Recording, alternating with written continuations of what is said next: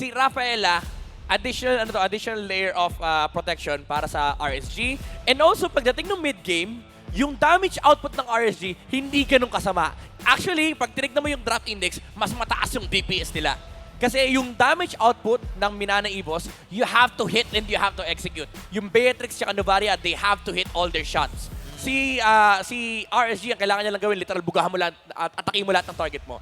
And yung Rafaela, it allows you to do that kasi yung mobility, kina-counter mo na yung hit and miss factor ng Minana Evos. And also, ina-amplify mo yung effect na, guys, may ultra late game scaling heroes kami. Kapag hindi nyo napatik itong mga to, aabot tayo late game. Makakasapak at makakasapak talaga with those movement speed na mabibigay dito ng Rafaela at ibang klase ang ating aabangan na pagpasok ng game number 2. First time ko makakita ng matchup between Aldous and this Fredrin.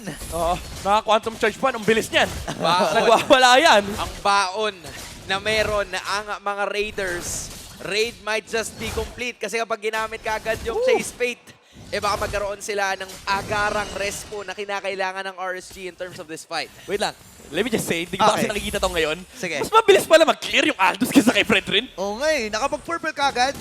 Kasama pa yung butike. Pero sa tier of trivia na narito ngayon, Lancy AR smells blood. 50% ng first blood ng ganilang kuponan ay nanghaling sa kanya. Tunay. Natusok ng Minana Evos kasi the Lance is there para mag-provide sa kanila. But the emblem builds something quite different there pero halos tatlo yung Agility. mobility. Oo, super interesting by the way na naka-assassin emblem si Irad. I thought for sure he would go for a tank pero the additional adaptive penetration does help him sa early game and yung thrift para yung sapak-sapak nga ng walang first skill may additional 16 damage para na mas mabilis yung snowball ng early game. Kasi ang kailangan mo talaga kay Aldous is hindi yung hindi yung damage. Yung damage kaya mo siya kailangan para mas mabilis kang umabot sa point na literal one hit mo lahat. Pero for sure yung item progression nito would be full tank. Siguro kahit isang damage item lang tapos full tank na, pwede. Isang Fury Hammer, ganun, no? Tama, para sa penetration. Pero ngayon, nagkakitaan ka agad dito sa may bandang itaas, Lord JM. Ayan na. Chase plate ay naikasa. May marka. Nuts dito ay hahabulin pero si Irad ay papunta sa may bandang gitna. At may event flag rin nagamit na rin. Nagamit na ang ilan sa mga ultimates before this Lord even started. And Irad, medyo wala na siya. Pero doon yung first blood sa may batay taas. Pero may counter-attack naman na bibitawan. Si Nuts with that extra passive coming in from his skills. 1-to-1 parehas. Pero Minana ang nauna in terms of taking this turtle. I'm not sure if that was a good trade for Minana Evos. Madadali ng konti si JMAR dito. Makakapag-participate si Nats. Pero hindi, give up na ni Irad yung turtle. I was gonna say na baka mag-decide yung RSG na i-rush yung turtle. Pero give up na ng Aldous. Yun na. First turtle na ating game ay nakuha ni Kaizen AR. Maganda at maagang sabihin na natin na pagkuha no, para dito kay Kaizen. And ito yung gusto mo no, kapag ikaw ay jungler, malaya ka lang kumuha ng mga farms mo. Yeah. Pero kasi ang worry mo dito, nasan ba yung Aldous? Kailangan natin makita yung Yun Aldous nga eh. Ang ganda nga nung decision ni Irad na i-let go yung turtle kasi instead of the 50-50, isipin mo yung late game. Focus ang RSG ngayon, playing to scale. Wala tayong pakay ng early game. Hayaan mo si Minana Evos, trumade sila ng trumade. As long as may nakukuha tayo, as long as safe tayo, at hindi sila nagtutulak ng tore, okay tayo. You have to play for the late game Aldous. Parehas sila eh. Si Irad, hindi na papakialaman. Si Kaizen din, kahit paano 1-0-0 ngayon dahil sa nakuha niyang gank sa may bandang itaas. And not to mention though, Sakit. nababanggit natin yung mga junglers pero nakakalimutan yata si Domeng na ngayon is having a great matchup against Eman in this match. Talaga nakakalamang siya eh. Kasi kung kits sila nga ba, ayan na nga no, pag-uusapan sana natin. Galit sa minions. Ang dami kasing baril eh. And ngayon ay nagamit yung Astral Echo. Kita nila na may dalawang members mula dito sa RG sa ibaba. Pero si Irad naka-chase fade. Si Doming kanyang puntirya. Susugod na naman itong si Irad pero mananakap siya 1-2 times. Taunt may kasama pa para sa Casey na malalatag na naman yung Minoa's Fury para mailatag sa ibang mga members ng RSG pero back away. Sabi ng Minana Evos dahil sila makakuha ng isang kill. Light goes down and RSG backs away. Yeah, grabe yung pinamahalas dito na pagbawi din ng Minana Evos. Hinawakan lang yung Minoan's Fury. E nung napunta na sila doon sa sitwasyon na maganda na yung pwedeng ilatag na yung Minoan's Fury, ikinamit lang kaagad. Tapos ngayon, may posibilidad pa na mabasag yung Tori dito sa may bandang ibaba. Yep. I mean, it wouldn't be the worst for RSG kasi payapa pa rin nag-farm si Irat and hindi naman namatay si Eman.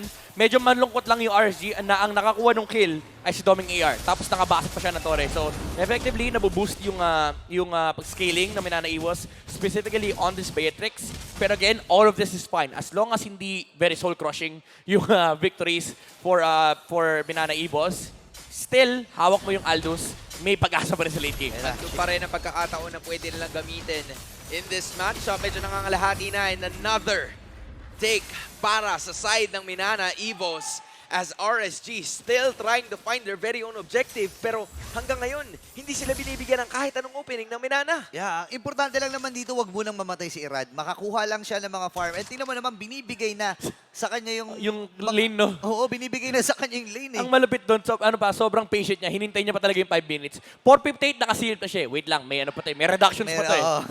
may may mga tax ganun. Konti pa. Pero ngayon, Ayan, pwede feel na. ko kaya na niyang umall out eh. Na may lalatag niya na yung kanyang mga stacks, mas may tataas niya na ito ng bahagya. Slowly but surely, ang playstyle dito ng RSGSD, rack more items, Thunderbelt para kay Rad. And kapansin-pansin na malaki na yung napupondo dito ni Doming AR. Yep. Hindi naman super iwan. Halos 1,000 higit lang, or halos 1,000 lang naman para dito kay Doming AR. Pero kung papansin mo kasi pagdating sa item, BOD kagad, first item. Galit na BOD. galit eh, no? Parang ayaw niyang slow down yung kanyang scaling. Kasi yung BOD talaga, nakakatulong yan. Maybe, sabihin natin pag wala kang Fury Hammer, medyo mas mahirap pumatay ng heroes. Pero in terms of farm, mas mabilis kapag hawak mo yung BOD. Kasi napakataas sa iyong damage and meron pang movement speed na binibigay yan. So mas madali kang nakakaikot sa mapa. Grabe. Bumabakat na kagad yung mga bala na binibitawan dito ni Doming AR. This is a classic Nova tricks na ating matutunghayan ngayon. Pero may pag-agaw na ginagawa dito si Kaizen at nakuha niya yung orange buff. So, again, ini-starve nila dito si Iradi. Nandun na naman sila. Not only that, orange plus Torre pa. sa may bandang itaas ang kanilang nakuha dito. This gives less room para sa side ng RSG na kumuha. Kaya medyo napipilitan na si Irad to go to the opponent's jungle para makakuha lang ng mas maraming stacks. Yun nga, inaagad na rin kagad dito ng Minana Ibos. Hindi na nila hinahayaan pa. And yun yung sinasabi ni Midnight kanina, na ticking time bomb na hawak dito ng RSG. Kapag nakakuha ng magandang farm dito si Rad, sa ngayon hindi pa rin siya namamatay and level 10 na. So, unti-unti lang masisindihan yun eh. Pero ang tanong, sa tamang panahon ba masisindihan? Kasi ang Minana hindi na nagbibiro dito, minamadali na rin nila yung laro eh. Sunod-sunod na yung objective take sa Minana Evos kasi wala kang pipigil sa side ng RSG. Pero maganda pa rin yung ginagawa na trade ng RSG rito. Nakakuha ng Torre sa may bottom lane and hindi rin napipigilan yung farm ni Irad. Even though malaki yung gold lead na hawak ng Minana Evos dito, mostly it's just on the gold lane. And hindi masyado nagmamatter yan kasi again, pagdating sa late game, isang sapak ka lang kay Aldous eh. Isang sapa ka lang. Yun yung problema mo eh. Ano, Kahit gano'ng kalaki gold lead mo. Baka onward din ay gagamitin pero hindi pa rin. Nalatag nila yung mga skills na kailangan, nasipat nila kung saan manggagaling yung RSG. Pero ang call ngayon, sama-sama na, parehas na teams, wala mag-iiwanan. And the rest of the members of Minana Evos will be here in the jungle. At ang priority ay kunin ang purple buff. Okay, so nagamit na rin yung Chase Fate. Kanino nakakasa ito? Uy, tumuloy! Itutuloy niya, kalahati. Hindi. Si Doming, sumabak ng konti. Ay, hindi, si Irad pala yun. Pero doon naman yung extra knockup coming in from the side of Grabe Minana yung Evos. zone! Pero naiwan ng konti si Kaizen. Spider-Man, rumekta ng konti, umangas Bitin na pa. bahagya. Pero nakatakas at nakawala pa ang iba sa mga members ng Minana Evos as they tend to initiate. By the way, ito yung kailangang isipin ng RSG. Naka-quantum charge si Irad. Kapag tinamaan ka ng isang sapak, napakabilis ang movement speed niyan. Tapos pwede ka pa niyang i-retrace. Literal mapapa-flicker ka. Pag ikaw yung pinili niyang target. Parang kinutongan, tas tatakbo pala yun. Alam mo may kasunod eh. Alam mo may kasunod yung gagawin dito eh. Tsaka nakakailang. Nakita mo yung group up ng Minana Evos kanina. Parang hindi nila alam kung lalaban sila. Napagamit pa ng ultimate si Spider-Man. Tapos ano nangyari? Tinakbuhan lang sila ng Aldous. And good decision yun para sa RSG kasi hindi mo rin maaatim eh na lumaban doon sa pagkakataon na yun knowing na mababa na rin naman yung oras para mabuhay yung unang lore ng ating game. At gusto mo na tuloy-tuloy yung pag-scale ng iyong hero. Judging by the time elapsed, siguro mga nasa 100-something pa lang yung stocks nito eh. So kailangan niya pang mag-farm. Hindi pa sapat yung kanyang nakukuha rito. And ang wino-worry ko dito, yun naman! The Nova Tricks! Wow. Doon magsisimula yun. I was gonna say na etong middle lane stare down hindi effective for Minana Evos kasi kailangan nila makakuha ng something. Kasi again, nasa 9 minutes na tayo. Abot tayo sa point na yung stacks ni Aldous ay tumataas. Pero RSG, they just lost the pos 5 Rafaela in the middle lane and that converts to the Lord for Minana Evos. Samantalang trade lang din yung hinahanap ng RSG. If you're Minana Evos, you're happy with that, pero you're not content. Hindi pa sapat to. Yung 3.3k gold lead na yan, again, hindi siya nagmamatter kasi pag umabot kayo sa point na yung stacks ni Aldous ay napakalaki na, execution battle to hindi network battle. Execution battle talaga kasi ang kailangan mo intindihin, sino yung kayang patayin ng RSG. Sobrang ganda naman ng timing na nakuha nila si Light. Kaagad nung palabas yung turtle, and this time, hindi na makalabas ang kupunan ng RSG kasi they want to go for the offensive. Hinihintay nila si Irad, hinihintay nila yung Aldamira, men. Tamang panahon. Kailangan nilang Oh, gawin Lord Jem? ng paraan, pero hanggang ngayon, ay gumagawa pa rin sila ng way para sustain at papatagal itong laban. Dahil kailangan pa nilang depensahan yung Lord. Kapit lang daw Kapit lang. And yun yung ginagawa ngayon ng RSG. Kaya lang ang problema kasi ito na nagsisimula Naku, na rin si yung Eman! pag-atake ng Minana Evos. Oh, the mobility! Hala si Eman. Puti na nakataka wala siya, Aray pero si ko. Aqua medyo nanakit ng konti. Pero Safe di bait. gamitin na rin. Pero andito na si Irad. Superhero bait. landing kaya. Doming AR goes down. And mukhang ito na yata ang shutdown. Pero knockdown pa ulit-ulit ang binibigay para kay Irad. At mukhang kailangan niya na mapalayo ng konti. Aqua tries to go for the assistance. Pero 2 for Aray 1. ko. Doming for the rest of the members of RSG. At sila ay dedepensa pa rin. Pero sabi ng RSG, nakakuha na tayo ng isa. Baka ito na yun. Kung saan nanggagaling yung damage dito ng Oh. Minana Evos Pero patay din si Doming AR. Kailangan mag-ingatan din talaga ng Minana Evos. Although hindi pa naman nila nakita yung sapak ni Irad, tinamaan lang talaga siya nung Chase Fate. Pero malaking bagay yun na nakakuha ng stack. Yung Aldous, if I'm not mistaken, 10 stacks kagad dun. Oo, Kada pag- hero kill, 10 stacks for the Aldous. Parehas ng hero tsaka ng Torre kapag nakakakuha ka. At Yep. ngayon, papunta na tayo sa 11 minutes and 25 seconds ng ating game.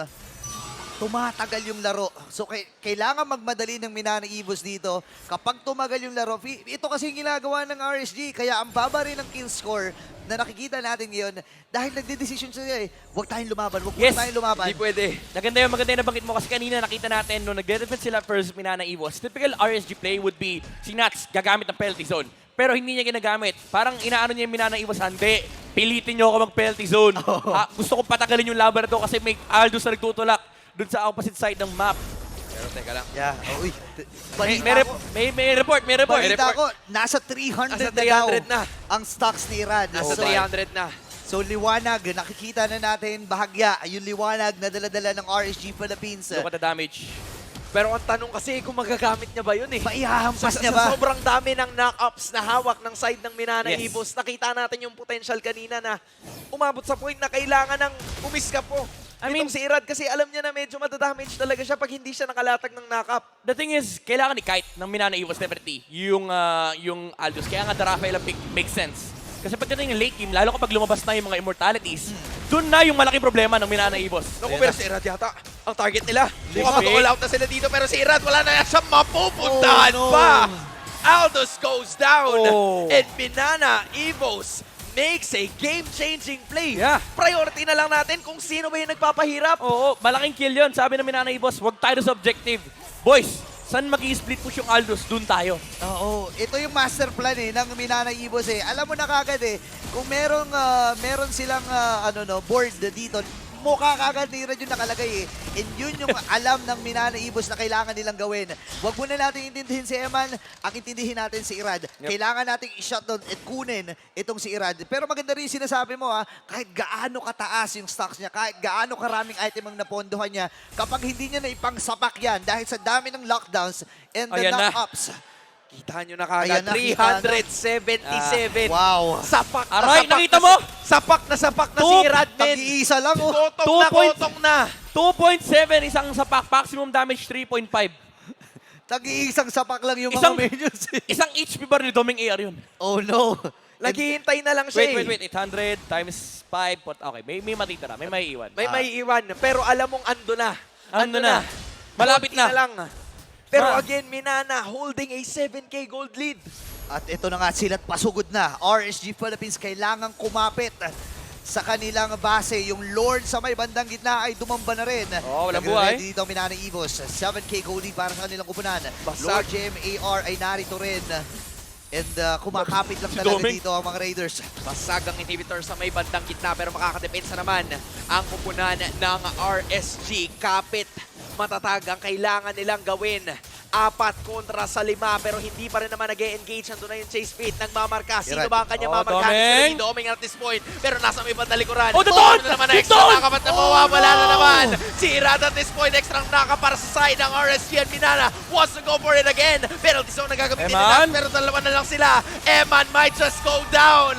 And it's a wipeout para sa side ng RSG. Minana with a 9K gold lead. And it's a sweep. Boost yan para sa Minana Evos. Wala